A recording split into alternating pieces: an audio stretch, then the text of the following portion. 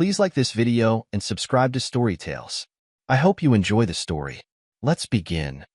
The late afternoon sun cast long fingers of light through the kitchen window as Luke Halloran stirred a pot of pasta sauce. The rich scent of tomatoes and herbs filled the air, mingling with the steady drum of rain against the window. He glanced at his watch, 5:45 p.m. Cora would be finishing her homework soon, and Lila should be home any minute. Luke wiped his hands on a dish towel and moved to the window. Outside, the rain had transformed their suburban Oakbrook yard into a patchwork of puddles. Despite the weather, his 12-year-old daughter was kicking a soccer ball against the garage door, her auburn hair darkened by the rain he tapped on the glass. "Cora, dinner in 15, he called, though he doubted she could hear him through the window and rain. The front door opened with a whoosh of cool air. Lila stepped inside, shaking raindrops from her umbrella. "You're late," Luke said, his tone neutral despite the slight tightening in his chest. "Third time this week." Lila hung her coat on the rack by the door. Traffic was awful. Everyone forgets how to drive when it rains. She didn't meet his eyes as she spoke, instead busying herself with arranging her shoes neatly by the door. "I started dinner," Luke said, returning to the stove. "Cora is still outside. Can you call her in? She needs to wash up." Lila nodded, moving to the back door. Luke watched her for a moment, noting the slight stiffness in her shoulders. Something had been off for weeks now. Little things, late arrivals home, hush phone conversations, a certain distance that hadn't been there before. Nothing he could pin down exactly, but enough to plant a seed of unease. Through the window, he watched Lila step onto the back porch, waving at Cora. Their daughter took one last powerful kick at the ball, sending it soaring toward the fence. What happened next seemed to unfold in slow motion. Cora turned, her foot catching in a slick patch of grass. Her arms pinwheeled as she fought for balance, then she crashed down hard. Even from inside, Luke could see the awkward angle of her fall, the way her right arm twisted beneath her. The scream that followed cut through him like a knife. Luke was through the back door in seconds, the rain instantly soaking through his shirt. Cora lay on the grass, clutching her right arm to her chest, her face contorted in pain. "Don't move, honey," he said, kneeling beside her. "Let me see." Gently, he examined her arm. Even through her wet sleeve, he could see the unnatural angle. His stomach dropped. "It's broken," he said to Lila, who hovered at his shoulder, her face pale. "We need to get her to the hospital. Now." The emergency room buzzed with fluorescent lights and hushed conversations. Luke sat beside Cora on the examination table, his hand steady on her shoulder as the doctor examined her arm. "It's a clean break," Dr. Patel said, studying the X-ray displayed on the computer screen. "But she'll need surgery to properly set the bone." Luke nodded, absorbing the information. "How soon?" "We can do it tonight," the doctor replied. "It's better not to wait with this type of fracture." As the doctor continued explaining the procedure, Luke noticed the X-ray again. Something caught his eye, a small, bright spot near Cora's elbow joint, distinct from the bone structure surrounding it. "What's that?" he asked, pointing at the screen to Dr. Patel frowned, leaning closer. "That's unusual. It appears to be some kind of metallic object." "Metallic?" Luke echoed, bewildered. "How would that get there?" "I'm not sure," the doctor admitted. "It's not uncommon to find foreign objects in bodies old shrapnel, BB gun pellets from childhood accidents that were never removed. But in a child this young." She trailed off, looking troubled. Luke turned to Lila, who had been quiet throughout the examination. Her face had drained of color, her eyes fixed on the X-ray screen. "Lila, any idea what this could be?" he asked. She shook her head jerkily. "No idea." Her voice was thin, almost strangled. Doctor Patel made a note in Cora's chart. "We'll need to take a closer look during surgery. If it's interfering with the bone or joint function, we'll remove it." Luke nodded, but his attention was on his wife. Lila's hands were trembling, and her breathing had become shallow. "Are you okay?" he asked quietly. "I just need some air," she replied, already backing toward the door. "And I should call my mother, let her know what's happening." Before Luke could respond, she'd slipped out of the examination room, leaving him alone with Cora and a growing sense that something was very, very wrong. Luke sat in the hospital waiting room, his elbows on his knees, staring at the worn carpet between his feet. Cora had been taken to pre-op 30 minutes ago, her face brave but frightened as the nurses wheeled her away. The memory of the small metal object in her X-ray kept replaying in his mind. Where was Lila?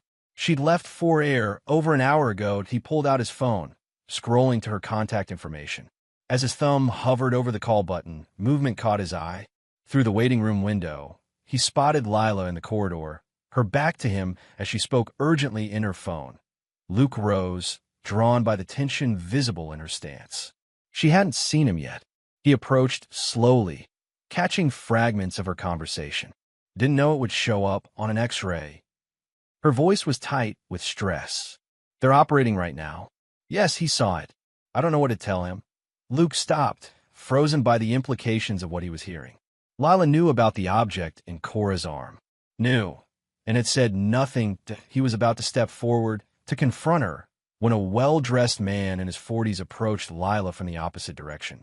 Luke instinctively stepped back into the shadow of a vending machine. The man was tall, with salt and pepper hair and an expensive watch that caught the light as he touched Lila's arm. She startled, then relaxed when she recognized him. Too relaxed, Luke thought, for a casual acquaintance. "Aaron," she said, sliding her phone into her pocket. Her voice carried clearly in the quiet hallway. "You didn't need to come." "Of course I did," the man Aaron replied. His voice was smooth, confident. "Everything is set. The countdown begins." Lila glanced around nervously. "Not here. Has the doctor said anything else about the chip?" Aaron asked, lowering his voice. "Chip?" Luke's stomach clenched. The metal object wasn't some random fragment, it was a chip, deliberately placed in his daughter's arm. "They're going to remove it during surgery," Lila whispered. Luke saw it on the X-ray. Aaron swore softly. "This complicates things. We'll need to move up the timeline." "I don't know if I can do this anymore," Lila said, her voice wavering. "Cora was hurt, Aaron. Really hurt." "It was an accident," Aaron replied dismissively. "The important thing is that we stick to the plan. You know what's at stake." They moved further down the corridor, their voices fading. Luke remained motionless, trying to process what he'd just witnessed. His wife and this stranger Aaron had put something in Cora's arm, some kind of chip, and now they had a plan that involved his daughter. A cold rage began to build in his chest. Whatever was happening, he would get to the bottom of it. And if anyone had deliberately hurt Cora. Luke returned to the waiting room, his mind racing. He pulled out his phone again, but this time he opened the browser and typed in a search, Aaron Hayes Oakbrook. The first few results were social media profiles, not helpful. But the fourth link caught his eye, a business article about Aaron Hayes, described as a tech entrepreneur and venture capitalist. The photo matched the man he'd just seen with Lila. Luke saved the article, then searched Aaron Hayes Lila Halloran. Nothing relevant appeared. He tried Aaron Hayes Lila instead, and this time a photo from a charity gala 5 years ago popped up. Aaron and Lila stood side by side, champagne glasses in hand, both smiling for the camera point 5 years ago. Before Luke had even met Lila, a nurse approached, interrupting his thoughts. "Mr. Halloran? Your daughter's in surgery now. Everything's going well so far." Luke nodded, closing the browser on his phone. "Thank you. How long will it take?" "About 2 hours," the nurse replied. "Is Mrs. Halloran around?" "There are some additional consent forms we need signed." "I'll find her," Luke said, rising from his seat. But as he walked toward the hallway where he'd last seen Lila and Aaron, a knot formed in his stomach. The more he learned, the less he recognized the woman he'd married. By the time they arrived home, Cora was asleep in the back seat, her newly casted arm supported by a sling. The surgery had gone well, according to Dr. Patel. The broken bone had been set with a small plate and screws, and she would make a full recovery, and the metal object, the chip, had been removed. It was unusual, Dr. Patel had told them, showing them the tiny device, no larger than a grain of rice. "Not something I've seen before.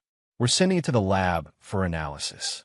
Lila had avoided Luke's gaze during the entire conversation, murmuring about how strange it was, how Cora must have somehow picked it up somewhere. Her lies made his skin crawl. Now, As Luke carried their sleeping daughter up to her bedroom, he watched Lila move around the house, turning on lights, adjusting the thermostat, acting normal.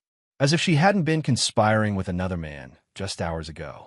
As if she hadn't been involved in putting a tracking device, what else could it be, in their daughter's body. After settling Cora in bed, Luke closed her door quietly and made his way downstairs. In the kitchen, Lila was making tea, her back to him.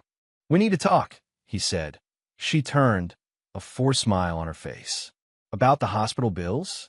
I already called the insurance. About Aaron Hayes." The mug in her hand clattered against the counter. "Ooh, don't," Luke said, the words sharp as a blade. "I saw you with him at the hospital. I heard you talking about the chip in Cora's arm." Lila's face drained of color. "Luke, I can explain." "Then explain," he said, crossing his arms. "Explain why our daughter had a tracking device in her body. Explain why you've been lying to me. It's not what you think." Lila's voice trembled. "Aaron is an old friend. From before we met. A friend who implants chips in children." Luke's voice rose despite his effort to keep it steady. "What kind of friend is that, Lila?" She flinched. It wasn't supposed to hurt her. It was just a precaution. A precaution against what? Lila fell silent, her eyes darting around the kitchen as if looking for an escape. "How long have you been seeing him?" Luke pressed. "It's not like that. The hell it isn't. I'm not blind, Lila. You've been distant for months. Always on your phone. Coming home late. And now this." He gripped the edge of the counter. "How long?" Lila's shoulders slumped. "About a year." The admission hit him like a physical blow. A year. While he'd been working long hours to provide for them. While he'd been coaching Cora's soccer team. Planning family vacations, his wife had been betraying him. What? The question came out hoarse. "It's complicated." "Uncomplicated," he demanded. "What does Aaron want? What was that chip for?" Lila wrapped her arms around herself. "I'm tired, Luke. Can we please talk about this tomorrow? Cora needs." "Don't you dare use our daughter as a shield," Luke snapped. "Not after what you've done to her." Tears welled in Lila's eyes. "I never meant for her to get hurt. But you meant to put that thing in her arm." It wasn't a question. Lila said nothing, which was answer enough. Luke took a deep breath, trying to control the rage and hurt that threatened to overwhelm him. "I want the truth, Lila. All of it. Or I'm calling the police right now and reporting both you and Aaron for child endangerment." Her eyes widened. "You wouldn't." "Try me." For a long moment, they stared at each other across the kitchen. Then Lila sank into a chair at the table. "Aaron and I were together before I met you," she began, her voice low. "It ended badly, or so I thought. Then last year, he found me again. He said he'd never stopped loving me, that he'd made mistakes but wanted to make things right. So you started an affair." Luke's voice was flat. Lila nodded, not meeting his eyes. "At first, it was just talking. Coffee. Then it became more. He made me feel special again, Luke. Like I mattered. And the chip." She hesitated. "Aaron has resources. Connections. He said the chip was a way to keep Cora safe. To know where she was at all times." "That's not your decision to make," Luke said. "Not without telling me. Not by putting something inside our daughter without her knowledge or consent." "I know," Lila whispered. "I was wrong. But Aaron can be persuasive." "What does he really want, Lila?" Luke pressed, not believing her explanation for a second. "I heard you both at the hospital. You talked about a plan, a timeline." Lila's eyes flicked up to his, then away. "It's nothing. Just talk." Luke slammed his hand on the table, making her jump. "Enough lies. What is Aaron planning?" The silence stretched between them, taut as a wire. Finally, Lila spoke. "He wanted to leave with him. Take Cora and start a new life. And you agreed to this?" She nodded, a tear slipping down her cheek. "He has money, Luke. Real money. The kind we'll never have. He can give Cora opportunities we can't even imagine. So this is about money?" Luke felt sick. "You're willing to tear apart our family for a bigger house? Designer clothes? It's not just about money," Lila protested. "Aaron understands me. He sees me in a way you never have." Luke stared at her, this stranger wearing his wife's face. "And the chip. How does that fit into your grand romance?" Lila fidgeted with her wedding ring. "Aaron wanted insurance. A way to find us if anything went wrong with the plan." "Insurance," Luke repeated, the word bitter on his tongue. And what about me? Where do I fit in this plan? Lila's silence was damning. I see, Luke said quietly. I don't fit at all, do I? Once you're gone with Cora, I become irrelevant. It's not like that, Lila protested weakly. Then what is it like? Explain it to me, Lila. Help me understand how you could do this to us. But she had no answer, only more tears. Luke turned away, unable to look at her anymore. I'm going to check on Cora. When I come back, I want you gone. Luke, please. I'll sleep in Cora's room tonight. Tomorrow, we'll figure out what happens next. But right now, I can't stand to be near you. He left her sitting at the kitchen table, her tears falling silently. As he climbed the stairs to Cora's room, his mind was already racing ahead. Something about Lila's explanation didn't add up. A tracking chip for Cora's safety? A plan to leave with a wealthy ex-boyfriend? There was more to this story, and Luke was determined to uncover every last detail. Not just for his sake, but for Cora's. In her bedroom, his daughter slept peacefully, unaware of the storm brewing around her. Luke settled into the chair beside her bed, watching the gentle rise and fall of her chest. Whatever happened next, he would protect her. From Aaron Hayes, from Lila, if necessary, from anyone who threatened her well-being. That was a promise he intended to keep. Morning light filtered through Cora's bedroom curtains, rousing Luke from his uncomfortable slumber in the armchair. His neck ached from the awkward angle, but he'd been unwilling to leave his daughter alone. Not after what he'd learned. Cora stirred, her eyes fluttering open. Dad, I'm here, sweetheart, he said, moving to sit on the edge of her bed. How's the arm feeling? She grimaced, looking down at the cast. It hurts. I'll get your pain medication. The doctor said you should take it with food. Cora nodded, then frowned. Why did you sleep in my room? Luke forced a smile. Just want to make sure you were okay through the night. Where's Mom? The question sent a pang through his chest. Downstairs, I think. Let me check on your breakfast. He slipped out of the room, heart heavy with the knowledge that Cora's world was about to change irrevocably. In the hallway, he paused at the sound of Lila's voice coming from their bedroom.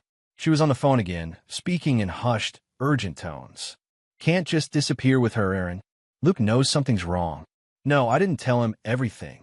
Well, what was I supposed to say? By the way, your daughter has a tracking device because my lover wants to kidnap her? Luke froze, his blood turning to ice in his veins. The chip is gone now, Lila continued. The doctor removed it during surgery. I know that complicates things, but Aaron, please just listen. Luke pushed open the bedroom door. Lila spun around, her face paling when she saw him standing there. She quickly ended the call. Luke, kidnap, he said, the word like poison on his tongue. You were going to kidnap our daughter? Lila's eyes darted to the doorway behind him, checking if Cora might overhear. It's not kidnapping if I'm her mother. Is if you take her without my knowledge or consent, Luke countered. Was that the plan all along? Use the chip to track her movements, wait for the right moment, and then just disappear. Lila sank onto the edge of the bed. You don't understand? Then make me understand, Luke demanded. No more lies, Lila. I want the truth. All of it. She looked up at him, resignation in her eyes. Aaron isn't just an ex-boyfriend. He's powerful, connected. He has money, yes, but also influence. People who work for him, who do what he asks without question. What people? I don't know all the details, Lila admitted. He keeps that part of his life separate. But I know he runs more than just his tech companies. There's something else, something bigger. Luke crossed his arms. And you got involved with this man? Brought him into our lives? Into Cora's life? I didn't have a choice. Lila's voice rose. Then she glanced nervously at the door and lowered it again. When Aaron found me again last year, it wasn't a coincidence. He'd been watching us for a while. He knew about you, about Cora, about our life here. Why? What does he want with us? Lila hesitated. Not with us. With you. Luke stared at her, uncomprehending. Your work, she explained. The security systems you design for the military. Aaron has been trying to get access to that technology for years. The revelation hit Luke like a thunderbolt. His work as an electrical engineer included classified contracts with defense contractors' cutting-edge security systems designed to protect sensitive military installations. You told him about my work? Luke asked, disbelief coloring his voice. Not specifics, Lila said quickly. I don't know the specifics. But Aaron knew who you were, what you did. He thought I could help him get what he wanted. By seducing you? Turning you against me? Lila looked away. At first. But then he realized you were too careful. The security too tight. He couldn't get to your work directly. So he decided to use Cora instead. Luke said, the pieces falling into place. The chip wasn't for her safety. It was to track her so he could abduct her. Use her as leverage against me. Lila nodded miserably. He said no one would get hurt. That once he had what he wanted, he'd let her go. Let us all go. And you believed him. Luke's voice rose in incredulity. You were willing to risk our daughter's life on the word of a criminal. He's not a criminal, Lila protested weakly. He's a businessman. Businessmen don't implant tracking devices in children. Businessmen don't plan kidnappings. Luke ran a hand through his hair, trying to process the enormity of what he was hearing. What was supposed to happen next? Now that the chip is gone, Aaron has a backup plan, Lila whispered. He always does. What backup plan? Before she could answer, a small voice called from the hallway. Dad? Mom? They both turned to see Cora standing in the doorway, her good arm bracing against the frame for support. Her face was pale, her eyes wide with confusion. Why are you guys yelling? She asked. Luke forced his features into a calm mask. Just a disagreement, sweetheart. Nothing for you to worry about. Let's get you some breakfast and your medication. He guided her toward the stairs, casting one last look at Lila over his shoulder. The conversation wasn't over. Not by a long shot. After settling Cora with breakfast and a movie in the living room, Luke confronted Lila in the kitchen. Aaron Hayes isn't just after my work, is he? He asked quietly. There's more to this. Lila leaned against the counter, defeat written in every line of her body. He wants your money too. The inheritance from your parents. The patents you hold. Luke's parents had died in a car accident 3 years ago, leaving him a substantial inheritance. And his work had led to several valuable patents that provided a steady stream of royalty income. It wasn't billionaire wealth, but it was significant especially to someone like Aaron Hayes, who, despite his facade of success, might be hungry for more. So the plan was what? Kidnap Cora, force me to sign over my assets, give up my research. Lila nodded, and then we would disappear. New identities, new lives. Aaron has the connections to make that happen. With you at his side, Luke said bitterly. Was that part of the deal from the beginning? Or did he seduce you later? A flash of defiance crossed Lila's face. It wasn't like that. I loved Aaron once before you. When he came back into my life, those feelings resurfaced. He made me believe we could have a future together. A future built on betrayal, theft, and kidnapping. Luke shook his head in disgust. How could you, Lila? How could you do this to us? To Cora. I told myself it would be better for her in the long run, Lila said, tears welling in her eyes. Aaron has money, connections, schools in Europe, summer homes, privileges we could never give her, and a father who was willing to use her as a pawn, Luke countered, who put a tracking device in her body without her knowledge. You think that's better than the life we've built here? Lila had no answer. I want you out of this house, Luke said quietly. Today. Pack your things and go. Luke, please. You're going to take my daughter from me, he said, his voice cold. Use her as leverage to steal everything I've worked for. And all for what? Money? A fantasy life with a man who treats people like pawns on a chessboard. What about Cora? Lila asked. She needs her mother. What she needs is to be safe. And right now, that means away from you and away from Aaron Hayes. Luke's jaw tightened. I'm calling my lawyer this morning. And then I'm calling the police. Lila's face paled. You can't be serious. Deadly serious. What you and Hayes were planning is a crime. Multiple crimes. If you go to the police, Aaron will know, Lila warned. He has people everywhere. You'll be putting yourself and Cora in more danger. Luke considered this. She might be right if Hayes was as connected as she claimed. Going directly to the authorities could backfire. He needed time to think, to plan. Fine. No police. For now. But you're still leaving. Lila hesitated, then nodded slowly. Can I at least say goodbye to Cora? Luke wanted to refuse, to cut Lila out of their lives completely. But Cora would be confused, hurt. A clean break might be cruel. You can say you're going to stay with a friend for a few days, that we need some time apart. He fixed her with a hard stare. But if you say anything to upset her or hint at your plans with Hayes, I swear I'll make you regret it. Lila nodded, tears spilling down her cheeks. I never wanted it to come to this, Luke. You have to believe me. I don't have to believe anything you say ever again, he replied coldly. You've lost that right. As Lila moved past him toward the living room, Luke caught her arm. One more thing. Your phone. Give it to me. What? What? Because I don't trust you not to contact Hayes the moment you're out of my sight. After a moment's hesitation, Lila pulled her phone from her pocket and handed it to him. Luke immediately powered it off and pocketed it. You can use the landline if you need to call someone to pick you up, he said. But you're not contacting Hayes from this house again. Lila's shoulders slumped in defeat as she made her way to the living room. Luke waited a moment, then followed, positioning himself where he could hear their conversation while giving them the illusion of privacy. Mommy needs to go stay with Aunt Jen for a few days, he heard Lila tell Cora, her voice artificially bright. Just until things settle down here. Because of my arm? Cora asked, confusion evident in her voice. No, sweetie. Daddy and we need a little time apart. To think about some things. Are you getting divorced? Cora's voice trembled on the question. Lila hesitated. I don't know, honey. But what I do know is that both Daddy and I love you very much. That will never change. Luke clenched his fists at his sides. Even now, Lila was lying. She hadn't loved Cora enough to protect her from Aaron Hayes. Hadn't loved her enough to put her safety above money and the promise of a luxurious life. Whatever happened next, one thing was certain. He would never trust Lila again. And he would do whatever it took to keep Cora safe from both her and Aaron Hayes. Luke watched from the front window as Lila's rideshare disappeared down the street. She'd packed quickly a suitcase, a duffel bag, a few personal items. Not everything she owned, but enough for now. He'd kept her phone, returning it only after deleting all contacts and data. A small precaution, but necessary.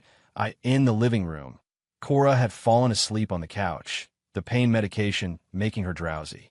Luke covered her with a blanket, then retreated to his home office, closing the door quietly behind him. His mind raced with the revelations of the past 24 hours. Lila's betrayal, the tracking chip in Cora's arm, Aaron Hayes' plan to use his daughter as leverage. It was almost too much to process, but he couldn't afford to fall apart now. Not when Cora's safety and his own hung in the balance. Luke pulled out his phone and scrolled through his contacts until he found the name he was looking for. Charlie Montgomery, his college roommate and friend who had gone on to become a police officer before retiring early after an injury in the line of duty. If anyone could help him navigate this mess, it was Charlie. He hit call. Luke, Charlie's gruff voice answered on the third ring. This is a surprise. Everything okay? No, Luke admitted, his voice tight. Everything is very much not okay. I need your help, Charlie. It's complicated. A pause. How complicated are we talking? My wife has been having an affair with a guy named Aaron Hayes. They put a tracking chip in Cora's arm as part of a plan to kidnap her and use her as leverage against me. Silence stretched over the line. Then, Jesus, Luke. That's not complicated. That's a thriller movie plot. Despite everything, Luke almost smiled. Charlie had always had a way of cutting through tension. Tell me about it. But it's real, Charlie. All of it. Where's Lila now? Gone. I kicked her out this morning after she confirmed everything. She's staying with a friend, supposedly. And Cora. Safe. For now. Luke rubbed his forehead, feeling the beginnings of a headache. But I don't know how long that will last. According to Lila, this Hayes guy is connected. Powerful. And now that his original plan is derailed, I'm worried about what he might do next. Have you gone to the police? Not yet. Lila warned me that Hayes has people everywhere. If he finds out I've reported this, she could be lying, Charlie pointed out. Trying to scare you off. Maybe. But I can't take that chance. Not with Cora. Charlie was quiet for a moment, thinking. Tell me more about this Hayes character. Luke recounted everything he knew, the tech entrepreneur facade, the hints at darker connections, the plan to steal Luke's patents and inheritance. Sounds like a real piece of work, Charlie said when he'd finished. Let me do some digging. I still have friends on the force who owe me favors. We can find out if Hayes is as connected as Lila claims. Thanks, Charlie. I appreciate it. In the meantime, you should take precautions. Change your routines. Keep Cora close. Maybe consider a security system for the house. Luke's mouth twisted in irony. I designed security systems for a living, Charlie. The house is already locked down tight, right? Of course. Charlie chuckled. Well, that's one advantage. Listen, I can come over later today. We can talk more in person, figure out a plan. That would be great. Cora's asleep now, but she'll be glad to see her Uncle Charlie. After hanging up, Luke sat back in his chair, feeling marginally better. Having Charlie on his side was a significant advantage. His friend knew how law enforcement worked, had connections that Luke lacked. Together, they might be able to untangle this mess before Hayes made his next move that a soft knock at the office door pulled him from his thoughts. Dad! Cora's voice was small, uncertain. Luke crossed to the door and opened it. His daughter stood in the hallway, looking small and vulnerable in her pajamas, her casted arm held protectively against her chest. Hey, sweetheart, how are you feeling? Okay, kinda sore. She peered past him into the office. Were you on the phone? Just talking to Uncle Charlie. He's going to come visit later. Cora's face brightened a bit. Really? Cool. Luke hesitated, then crouched down to her eye level. Cora, there's something I need to ask you. It's important. Her expression grew serious. About Mom leaving? No, about your arm. Before it got broken, did anyone ever touch it? A doctor, maybe, or a friend of Mom's? Cora's brow furrowed in confusion. Touch it how? Like, did anyone ever give you a shot? Or maybe tell you they were checking something on your arm? She thought for a moment, then shook her head. No, I don't think so. What about when you were asleep? Did you ever wake up with your arm feeling sore or different? Maybe like someone had touched it while you were sleeping? Cora's eyes widened. Is this about the metal thing the doctor found in my x-ray? Luke nodded, surprised by her perceptiveness. Yes, we're trying to figure out how it got there. Cora chewed her lower lip, thinking, I don't remember anything like that. But she trailed off, uncertain. But what, sweetheart? You can tell me. Last month, when I had that really bad cold and Mom gave me the medicine that made me super sleepy, I woke up in the night and someone was in my room. Luke's heart rate quickened. Who? I thought it was you or Mom. But it was dark, and I was really tired from the medicine. They left as soon as I sat up. Did you see who it was? Cora shook her head. No, but the next morning my arm was itchy. Right here. She pointed to the spot near her elbow where the chip had been discovered. I thought maybe a bug bit me. Luke fought to keep his expression neutral, though inside he was seething. They drug her, waited until she was vulnerable, and implanted the chip while she slept. Thanks for telling me, Cora. That helps. She studied his face. Dad? What's really going on? Why did Mom leave? Luke sighed, struggling with how much to tell her. She deserved some truth, but the full story would only frighten her. Mom and I are having some problems, he said finally. And there's a man someone Mom knew before she met me who's causing trouble for our family. Uncle Charlie is going to help us sort it out. Is that why the metal thing was in my arm? Because of this man? Sometimes Luke forgot how perceptive his daughter could be. Yes, but you don't need to worry about that now. The doctors took it out, and I'm going to make sure nothing like that ever happens again. Cora nodded solemnly. I heard you and Mom fighting this morning. You said something about kidnapping. Luke's stomach dropped. How much had she overheard? Was someone going to kidnap me, Dad? The fear in her eyes broke his heart. He pulled her into a gentle hug, careful of her injured arm. No one is going to take you anywhere, he promised fiercely. I won't let that happen. Ever. As Cora clung to him, Luke's resolve hardened. Aaron Hayes had already stolen his wife. He'd invaded their home, drugged his daughter, implanted a tracking device in her body. But that was where it ended. Whatever Hayes planned next, Luke would be ready. The game had changed. Now, it was Luke who would be one step ahead. Charlie Montgomery arrived at 4 o'clock, his tall frame filling the doorway as Luke let him in. Despite being in his mid-40s, Charlie still carried himself with the alertness of a cop, eyes scanning his surroundings, noting exits and entrances, potential threats, and escape routes. "Good to see you, Luke," he said, clasping Luke's hand in a firm handshake. "Though I wish it were under better circumstances." "Thanks for coming," Luke replied, leading him into the living room where Cora was curled up with a book. Her face lit up when she saw Charlie. "Uncle Charlie." "Hey, kiddo," Charlie said, his stern expression softening. "Looks like you got yourself in a tangle." He nodded at her cast. "I fell playing soccer," Cora explained. "The doctor had to put metal in my arm to fix the bone." "Well, now you're part robot," Charlie said with a wink. "That's pretty cool." Cora giggled, some of the tension leaving her small shoulders. Luke had been worried about her all day. She'd been quiet, withdrawn, clearly processing her mother's sudden departure and the strange tension in the house. "Cora, Uncle Charlie and I need to talk in my office," Luke said. "Will you be okay out here for a little while?" She nodded, returning to her book. "I'm fine."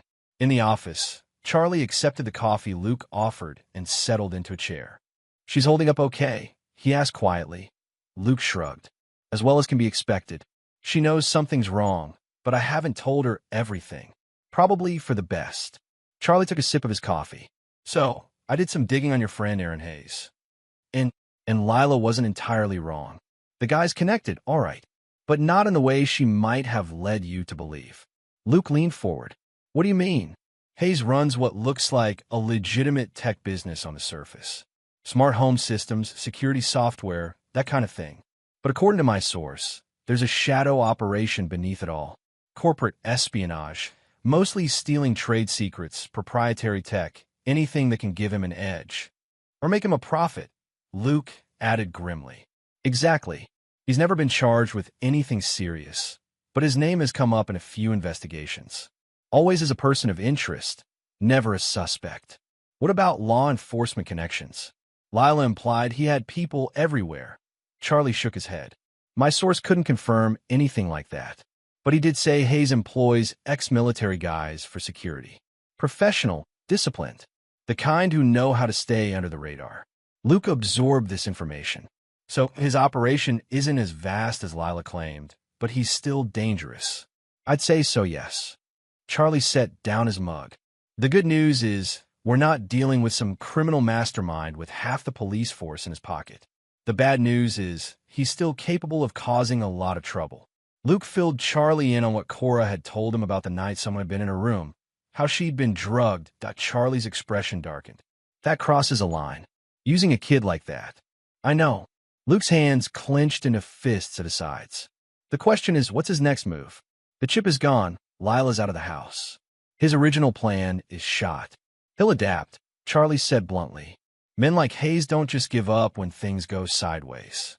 He's invested too much time and effort to walk away now. So what do we do? Wait for him to make a move?" "Not necessarily." Charlie leaned forward, lowering his voice, though there was no one to overhear. "We can be proactive. Start building a case against him." "How?" "Evidence. Records of the tracking device. Medical reports. Cora's statement about someone being in her room. And Lila, she's a potential witness. If she's willing to talk, to admit what Hayes was planning." Luke shook his head. "I don't think we can count on Lila. Even after everything, she seemed more afraid of Hayes than concerned about Cora." "People can surprise you," Charlie said, "especially when they realize they've been used. And for what you've told me, Hayes has been using Lila from the beginning." Before Luke could respond, his phone rang. The screen displayed unknown number. "Should I?" he asked, glancing at Charlie. "Put on speaker," Charlie advised. Luke accepted the call, hitting the speaker button. "Hello, Dad." Cora's voice, small and frightened, came through the line. Luke's heart lurched. "Cora, where are you? Why are you calling from another phone?" "Mom came and got me," she said, her voice trembling. "She said it was an emergency. That you knew about it." Luke's blood ran cold. He glanced toward the living room where Cora had been reading just minutes ago. The room was empty, her book abandoned on the couch. "Where are you now, sweetheart?" he asked, keeping his voice calm despite the panic rising in his chest. "In a car, with Mom and a man." Her voice dropped to a whisper. "She said his name is Aaron. He gave me his phone to call you." Luke and Charlie exchanged alarmed glances. Put your mom on the phone, Cora, Luke instructed, his voice steady despite the rage and fear coursing through him at a rustling sound. Then Lila's voice came through. Luke, what the hell are you doing, Lila? He demanded. Bring her back. Now. I can't, Lila replied, her voice tense.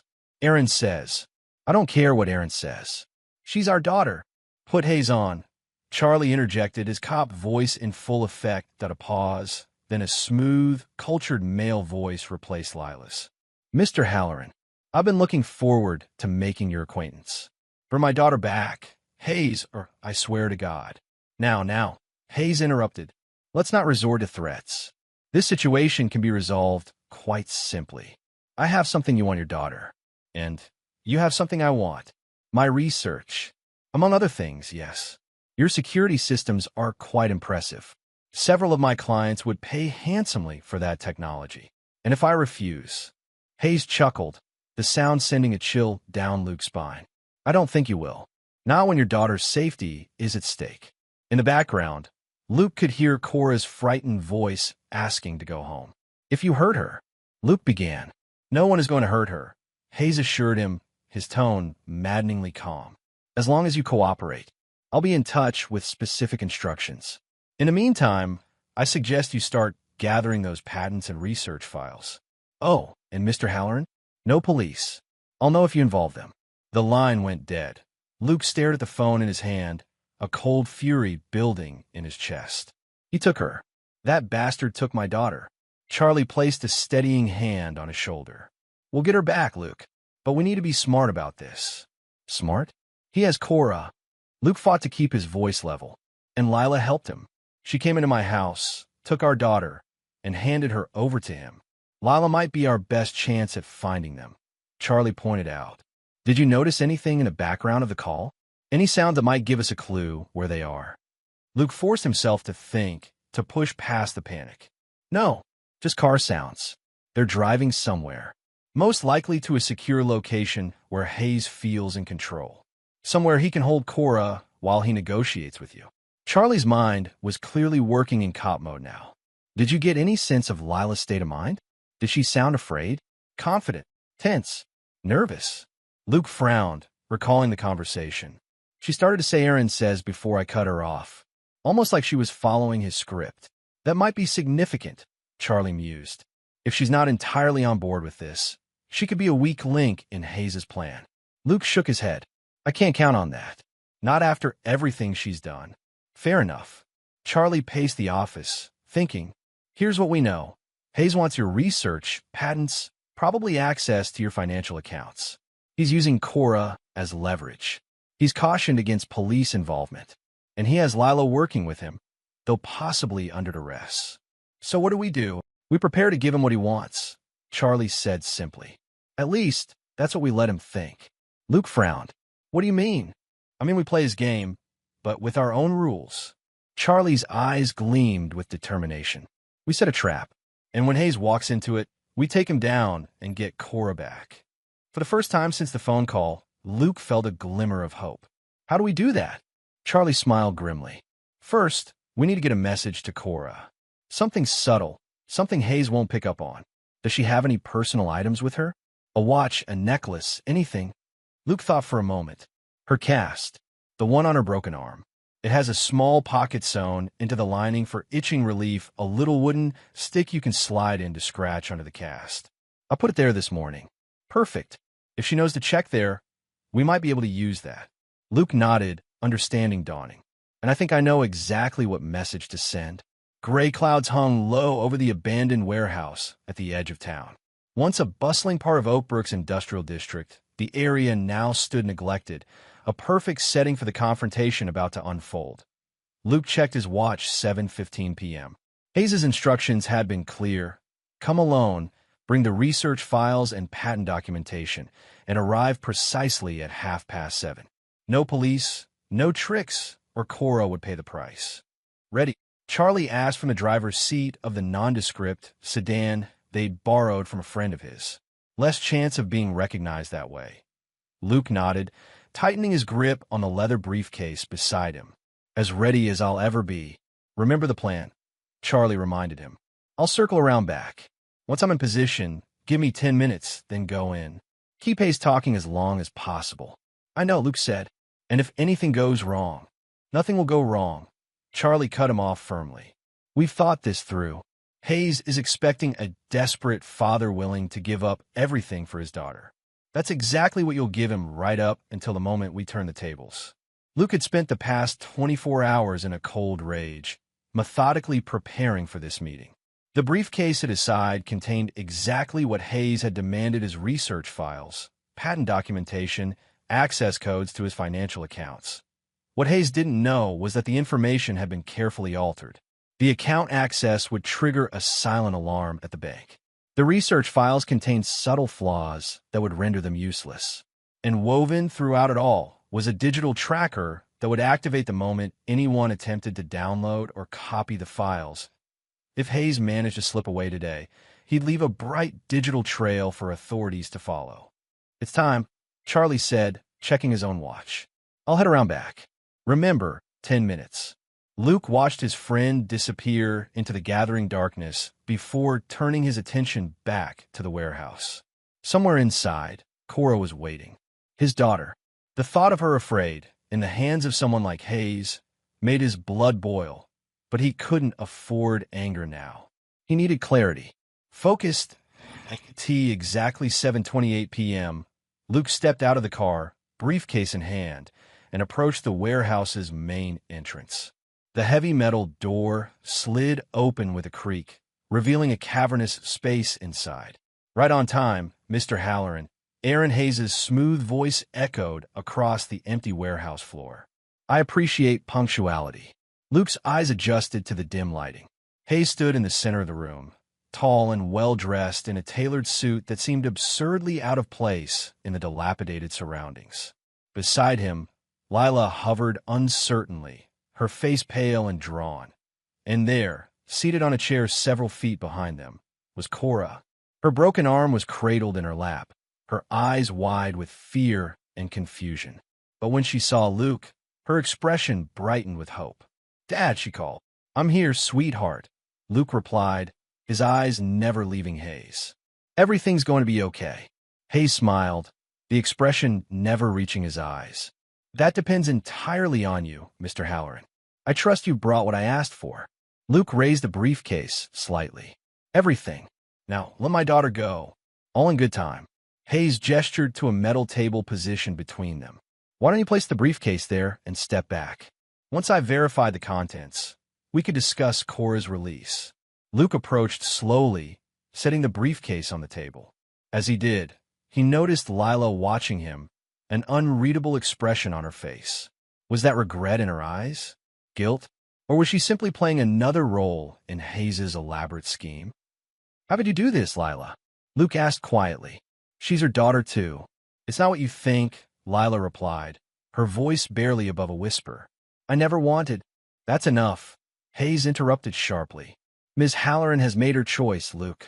She understands the opportunities that await all of us once this unfortunate business is concluded. Luke's gaze hardened as he looked at his wife. Is that true, Lila? Have you made your choice? Something flickered across Lila's face, doubt, perhaps, or fear. But before she could respond, Hayes stepped forward and flipped open the briefcase. Digital files, account access codes, patent documentation. Hayes murmured, rifling through the papers.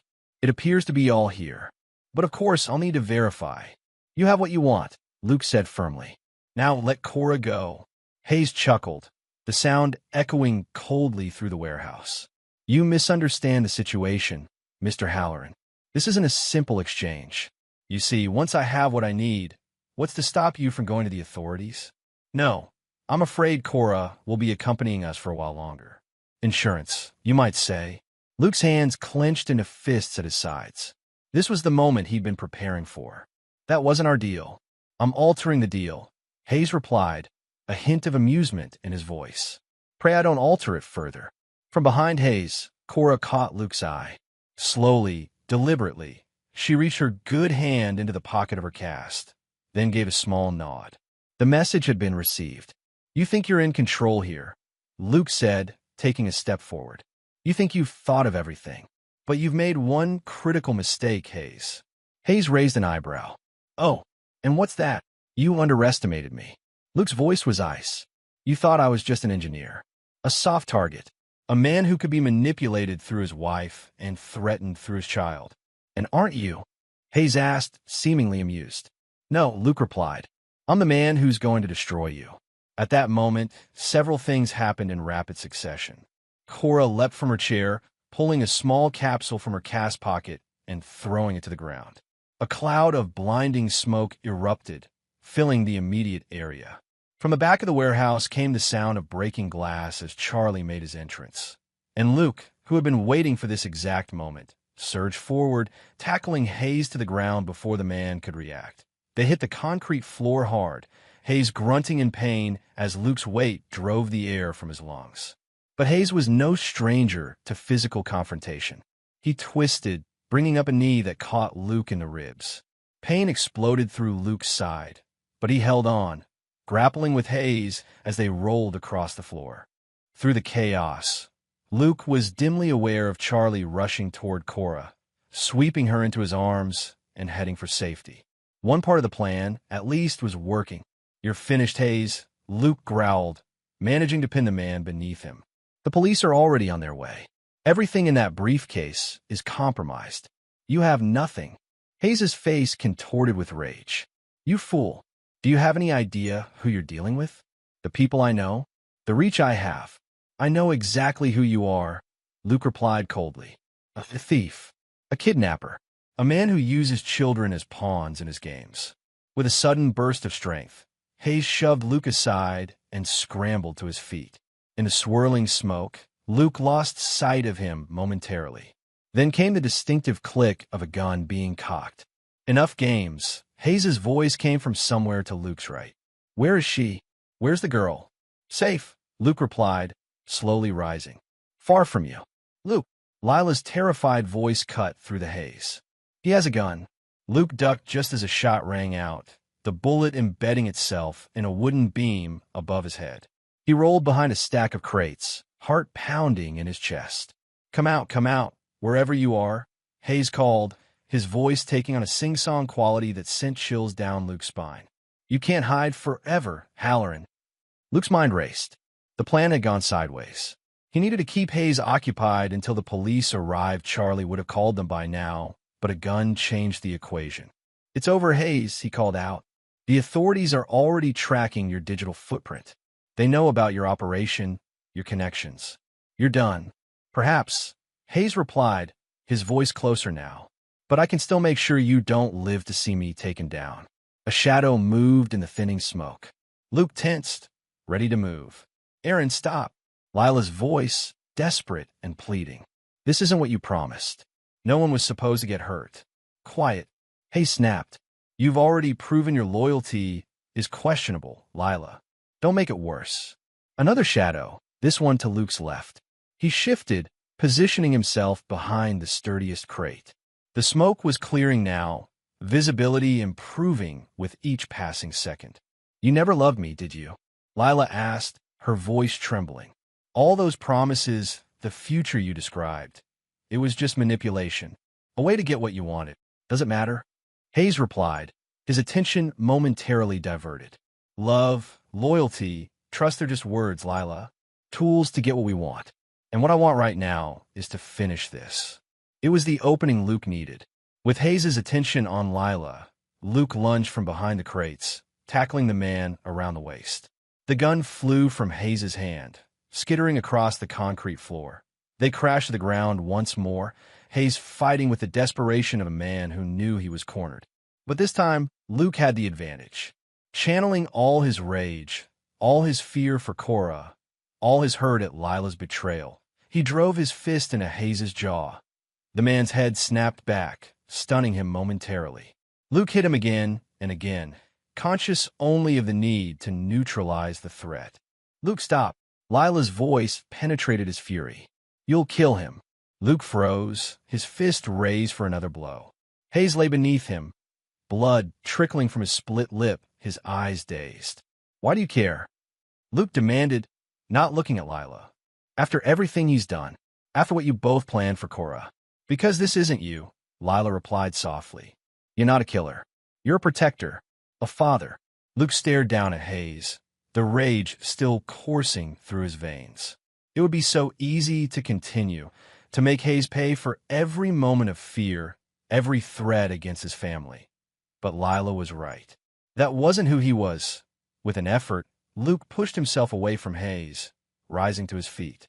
The sound of sirens in the distance grew louder, the police finally arriving. It's over, he told Hayes, who lay groaning on the floor. You've lost. As if to punctuate his words, the warehouse doors burst open, flooding the space with the red and blue lights of police vehicles. Officers poured in, weapons drawn. Luke Halloran, one of them called. Here, Luke replied, raising his hands to show he was unarmed. The man on the floor is Aaron Hayes. He's the one you want. As the officers moved in to secure Hayes, Luke finally turned to Lila. She stood several feet away, tears streaming down her face. Is Cora really safe? She asked. Luke nodded. Charlie got her out. She's waiting in his car, away from all this. Relief washed over Lila's features, followed quickly by shame. Luke, don't. He cut her off, his voice hard. Just don't. Whatever explanation you think you have, whatever justification you've created in your mind, I don't want to hear it. You betrayed us, Lila. Betrayed me. Betrayed Cora. There's no coming back from that. A police officer approached them. Sir, ma'am, we'll need statements from both of you. Luke nodded, then turned back to Lila one last time. Goodbye, Lila. When all this is over, when the legal system has dealt with Hayes and decided your part in his scheme, remember one thing. You will never see Cora again. I'll make sure of it. Without waiting for her response, he turned and walked toward the warehouse entrance, toward the night, toward his daughter. The weight that had pressed on his chest since Cora's injury began to lift. It wasn't over there would be investigations, statements, court appearances. But the immediate danger had passed, and Luke knew, with absolute certainty, that nothing and no one would ever threaten his family again. The days following the warehouse confrontation passed in a blur of police statements, evidence collection, and hushed conversations with lawyers. Luke moved through it mechanically, his focus on one thing only, protecting Cora. Charlie had been invaluable throughout, using his connections to expedite the process and keep Cora's involvement to a minimum. The evidence against Hayes was substantial. The tracking chip removed from Cora's arm, the recorded phone conversation, witness statements, and most damning of all, Hayes' own attempted assault at the warehouse. Now, a week later, Luke stood in the office of Detective Marissa Alvarez, listening as she updated him on the investigation. Hayes isn't talking much, she explained, shuffling through papers on her desk. But his empire is crumbling. Once we had probable cause to search his properties, we found evidence linking him to corporate espionage operations targeting at least 5 major tech companies. What about his connections? Luke asked. He implied he had people everywhere. Detective Alvarez smiled thinly. Mostly bluster, it seems. He did employ several ex-military personnel as security consultants, and he had a network of informants in various companies. But nothing like the shadow organization your wife described. Ex-wife, Luke corrected automatically. The divorce papers had been filed the day after the warehouse incident. Right. Alvarez nodded sympathetically. Speaking of which, Lila Halloran has been cooperating with the investigation. Her testimony has been particularly helpful in understanding Hayes' operation. Is she facing charges? The question came out more neutrally than Luke felt. Part of him wanted Lila punished for her betrayal. Another part remembered the mother of his child, the woman he'd once loved. That's still being determined, Alvarez replied carefully. The DA is considering reduced charges in exchange for her continued cooperation. Child endangerment, conspiracy, but likely not kidnapping, given her actions at the warehouse. Luke frowned. Her actions? What do you mean? According to multiple witnesses, including Officer Montgomery, Lila Halloran was actively trying to de-escalate the situation. She warned you about the gun, distracted Hayes at a critical moment, and ultimately may have prevented a more violent outcome. Luke absorbed this information in silence. Lila's intervention had seemed genuine in the moment, but he'd been too angry, too hurt to acknowledge it. Now, the detective's words forced him to reconsider not Lila's guilt, which remained certain, but perhaps the completeness of her moral capitulation. There's something else you should know, Alvarez continued, pulling a folder from her desk drawer. We found these during the search of Hayes's primary residence. She slid several photographs across the desk. Luke picked them up, his stomach tightening as he recognized himself in the images. Him leaving work. Him coaching Cora's soccer team. Him and Lila at a restaurant. Hayes had been watching you for over a year, Alvarez explained. Long before Lila became involved with him again. According to what we pieced together, he reconnected with her specifically to get to you and your work.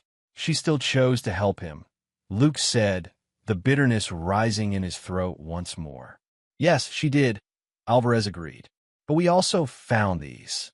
Another set of photos joined the first. These showed Lila and Cora at school, at the park, shopping. And in the background of several, the same nondescript man, watching.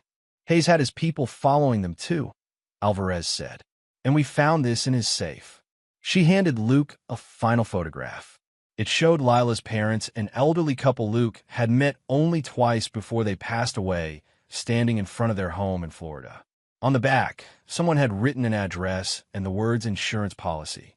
He was threatening her family, Luke said quietly. It appears so, Alvarez confirmed. Though that doesn't excuse her actions, it may help explain them.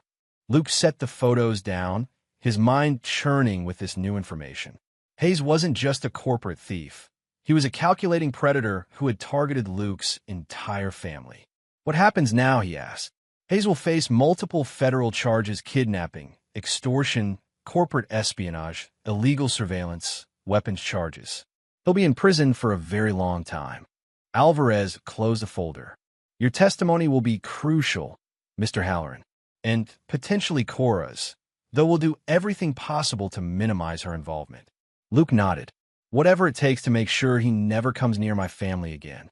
There's one more thing, Alvarez said, her expression softening slightly. Lila Halloran has requested to see Cora. Just once, before whatever legal consequences she faces. Luke's jaw tightened. No, absolutely not. It's your decision, Alvarez said neutrally. But the request is on record. She is still Cora's mother. A mother who helped put a tracking device in her daughter's body, Luke countered. Who participated in her kidnapping. Who chose a criminal over her own child. All true, Alvarez acknowledged. I'm not advocating either way, Mr. Halloran. Just relaying the request. Luke rose from his chair, eager to be done with this conversation. Is there anything else you need from me today, detective? Not today. We'll be in touch about formal testimony schedules. As Luke turned to leave, Alvarez called after him. Mr. Halloran? For what it's worth, your daughter is lucky to have you. Not everyone would have handled this situation with the restraint that you did. Luke paused at the door. It wasn't restraint, detective. It was clarity. Hayes took my wife. He nearly took my daughter. But he didn't take my humanity. I wasn't about to let him have that too. With those words, he left, stepping out into the bright afternoon sunlight. Charlie was waiting in the parking lot, leaning against his car. How'd it go? He asked as Luke approached. About as expected. Luke sighed, running a hand through his hair. The case against Hayes is solid. He's going away for a long time. Good. Charlie nodded firmly. And Lila, still cooperating. They're talking reduced charges. Luke hesitated, then added, Alvarez showed me evidence that Hayes had been threatening Lila's family, using them as leverage. Charlie's eyebrows rose. Does that change how you feel about what she did? Luke considered the question seriously. It explains some things. But no, it doesn't change the fundamental betrayal. She had choices, Charlie. She could have come to me, could have gone to the authorities. Instead, she chose to protect herself by risking our daughter. People make bad decisions under pressure, Charlie observed. Not excusing it, just saying, I know. Luke looked out across the parking lot, his thoughts far away. But some decisions can't be undone. Some trust, once broken, can't be repaired. Charlie clapped him on the shoulder. Come on. Cora's waiting at my place with Jessica. She was making cookies when I left. The mention of his daughter brought a genuine smile to Luke's face for the first time that day. Let's not keep her waiting, then. As they drove away from the police station, Luke felt a chapter closing. Hayes's threat was neutralized. The legal system would handle the rest. Now his focus could return to where it belonged, helping Cora heal, rebuilding their lives, moving forward. Some people might have been able to forgive what Lila had done, might have found a path to reconciliation given the pressure Hayes had applied. But Luke knew himself too well. Betrayal, once experienced, left a mark too deep to ever fully fade.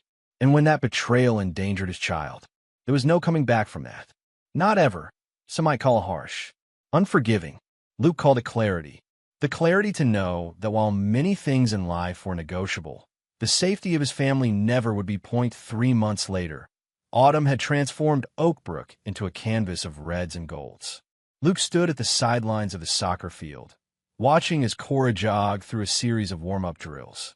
Her cast had come off 6 weeks ago, and though she still attended physical therapy twice a week, her recovery had been remarkable. Children were resilient that way. "She looks good out there," Charlie commented, handing Luke a cup of coffee from the concession stand. His wife, Jessica, stood beside him, their 3-year-old son perched on her hip. "Better every day," Luke agreed, accepting the coffee gratefully. The morning air was crisp, carrying the promise of winter to come. Her therapist says she might be back to full strength by spring season. Out on the field, Cora spotted them and waved enthusiastically. Luke waved back, his chest swelling with pride and love. After everything they'd been through, these simple moments felt like miracles. In court. The trial of Aaron Hayes was ongoing, a complex legal proceeding involving multiple federal agencies.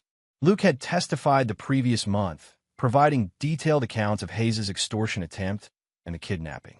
Cora's involvement had been kept to a minimum, her statement taken privately by a child advocate and entered into evidence without requiring her presence in court. Lila's situation had resolved more quickly. In exchange for her comprehensive testimony against Hayes, she'd accepted a plea deal, 3 years probation, mandatory counseling, and most painfully for her severely restricted access to Cora. Supervised visits only, no overnight stays, and a permanent restraining order preventing her from coming within 500 feet of their home. Luke hadn't seen her since the warehouse confrontation. Charlie, who had attended some of the hearings, reported that she seemed changed, thinner, subdued, genuinely remorseful. Luke acknowledged the information without comment. Whatever journey Lila was on now, it was separate from his. "Earth to Luke," Charlie said, waving a hand in front of his face. "You with US, buddy?" Luke blinked, pulling himself back to the present. "Sorry, just thinking about the house." Jessica asked sympathetically. The house. Their old house in Oakbrook had too many memories, too many shadows. Luke had put it on the market a month ago, and they'd accepted an offer last week.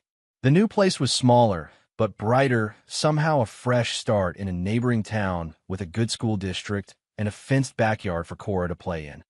Partly, Luke admitted, "We signed the final papers tomorrow. Then you'll officially be our neighbors," Jessica said, smiling. "Cora and Josh can have playdates without needing a 30-minute drive." The thought warmed Luke. Charlie and Jessica had been rocks throughout the entire ordeal, offering support, childcare, and a listening ear whenever needed. Having them nearby in the new community felt right. "Dad!" Cora came running over, cheeks flushed from exertion. "Coach says I can play 10 minutes today if I feel up to it." "That's great, sweetheart," Luke said, giving her a high five. "Just remember what Dr. Morris said. If it starts to hurt, even a little bit, you come right out." I know, Cora replied, rolling her eyes in that preteen way that somehow managed to be both annoying and endearing. "Can Uncle Charlie and Aunt Jessica stay for the game?" "Wouldn't miss it, Squirt," Charlie assured her, ruffling her hair. As Cora raced back to join her teammates, Jessica touched Luke's arm. "She's doing really well, Luke. Not just the physical recovery, but everything else." Luke nodded, knowing what she meant. The psychological impact of the kidnapping, of Lila's betrayal and sudden absence from their daily lives, these wounds had been less visible, but just as real as Cora's broken arm. The child psychologist they'd been seeing had reported steady progress, though there were still nightmares occasionally, still moments of sudden anxiety or sadness. "She's stronger than I am," Luke said quietly. Sometimes I look at her, and I'm just in awe of her resilience, her capacity for joy despite everything. She gets that from her father, Charlie commented, his gaze thoughtful. You've been a rock, Luke. Not many people could have navigated this situation with the grace you've shown. Luke shook his head, uncomfortable with the praise. I just did what any parent would do. Protected my child. Not every parent would have succeeded, Jessica pointed out gently. You kept your head, worked with the authorities, didn't let rage or revenge consume you, even when it would have been understandable. The referee's whistle blew, signaling the start of the game. Cora took her position on the bench, eagerly watching her teammates take the field. Speaking of authorities, Charlie said, lowering his voice, I heard from Alvarez yesterday. Hayes' legal team is floating the idea of a plea deal.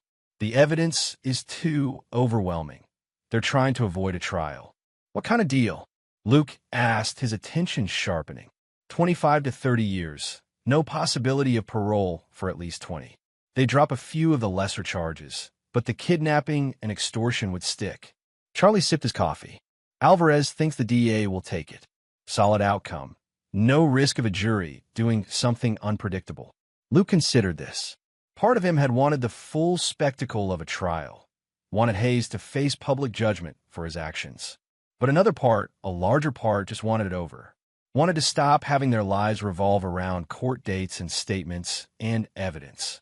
If it's a good deal for the prosecution, I'm fine with it, he said finally. As long as he's put away for a very long time. He will be, Charlie assured him, and his network has been dismantled. The FBI is still unraveling all his illegal operations, but the empire is well and truly fallen. On the field, Cora's team scored a goal, and the assembled parents erupted in cheers. Luke clapped and whistled, catching his daughter's excited gaze from the bench. You know, Jessica said thoughtfully, bouncing her son on her hip, I was worried about you guys for a while there. After everything happened, you seemed, I don't know, hardened. Like you might never let anyone close again. Luke glanced at her, surprised by the observation. I had to be strong. For Cora. Strong, yes. But there's a difference between strength and isolation. Jessica smiled as her son grabbed at her scarf. But lately, I've seen change. You're opening up again. Building a new life, not just surviving the aftermath of the old one. Luke considered her words. It was true that in the immediate wake of Lila's betrayal, he'd withdrawn into himself, focusing solely on Cora's welfare and the legal proceedings. Trust had become a luxury he couldn't afford. But over time, with the support of friends like Charlie and Jessica, with the daily example of Cora's resilience, something had shifted. I'm getting there, he acknowledged. Some days are harder than others, but we're moving forward. The coach waved Cora onto the field, and she jumped up, casting one quick, nervous glance at Luke before jogging into position. He gave her a thumbs up, his heart swelling with pride at her courage. That's what matters, Charlie said, clapping Luke on the shoulder. Moving forward, one day at a time. As Cora maneuvered across the field, her movements careful but increasingly confident, Luke felt a sense of peace settle over him. The past few months had taught him harsh lessons about trust, about betrayal, about the lengths he would go to protect what mattered most. But they had also revealed strengths he hadn't known. He possessed resilience, clarity, the capacity to rebuild from the ground up. Hayes was finished, his crimes exposed, his freedom forfeit. Lila had made her choices and would live with the consequences. And Luke had emerged from the crucible not unscathed but unbroken. His priorities crystal cleared on the field. Cora intercepted a pass and began dribbling toward the goal, her face a mask of concentration. The crowd around Luke held its collective breath, then erupted as she passed to a teammate who scored. Yes, Luke shouted, punching the air. That's my girl. Cora turned, seeking him out in the crowd, her smile brighter than the autumn sun. In that moment, Luke knew with absolute certainty that they would be okay. More than okay. The bonds of family, real family, built on love and trust and unbreakable loyalty, would see them through whatever came next. The victory wasn't just about defeating Hayes or bringing Lila's betrayal to light. It was about standing firm when the foundation shook, about protecting what mattered most when everything else fell away. It was about a father and daughter finding their way forward together, stronger for having weathered the storm. And as Cora jogged back into position, her eyes bright with accomplishment, Luke knew that was a victory worth fighting for. Worth everything.